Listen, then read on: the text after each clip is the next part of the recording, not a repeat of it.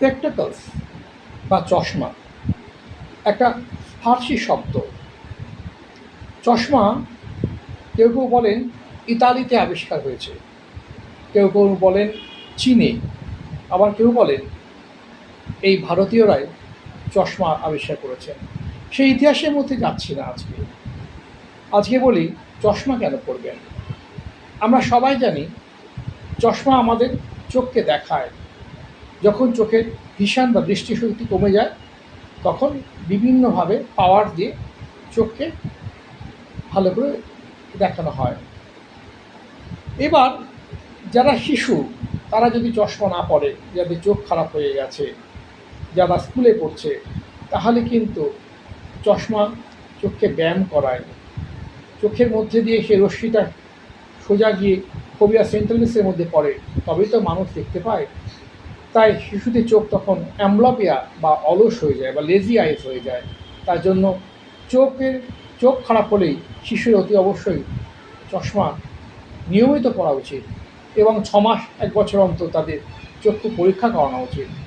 এবং বড়রা যাদের হয়তো দূরে কোনো চোখের পাওয়ার নেই, কিন্তু 40 হলেই যাকে চালসে বলা হয়, বিজ্ঞান ভাষায় যাকে বলা হয় প্রেসবায়োপিয়া, এই সময়ে চোখের যে লেন্সটা সেটা শক্ত হয়ে যায় বলে সে কার্ভ হতে পারে না বা তার ফ্লেক্সিবিলিটি হারিয়ে যায়।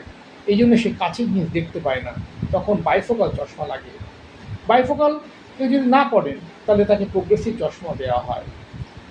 যাদের রোদ সহ্য হয় না, রোদে অ্যালার্জি আছে বা ফটোফোবিয়া আছে, সেক্ষেত্রে ফটোক্রোমাটিক চশমা অথবা ব্লু কার্ট ফটোক্রোমাটিক চশমাও দেওয়া হয়। যাদের অ্যালবিনিজম আছে, অর্থাৎ সারা শরীরে মেলানিনটা নেই, তাদের চোখে তাকাতে ভীষণ অসুবিধা হয়, সেক্ষেত্রেও রৌদ্র চশমা বা এক ধরনের ফটোক্রোমাটিক চশমা ব্যবহার করা যায়।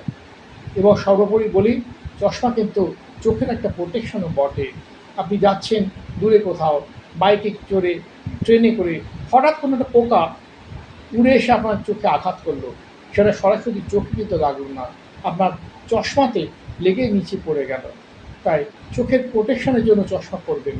যারা খেলাধুলা করেন তারা দেখবেন তারা সেই সেফটি স্পেকটাকলস পরেন। যারা সুইমিং করেন, যারা সাঁতারু, তারাও দেখবেন চোখে যাতে কোনো ইনফেকশন না হয় তার জন্য তারা চশমা পরেন।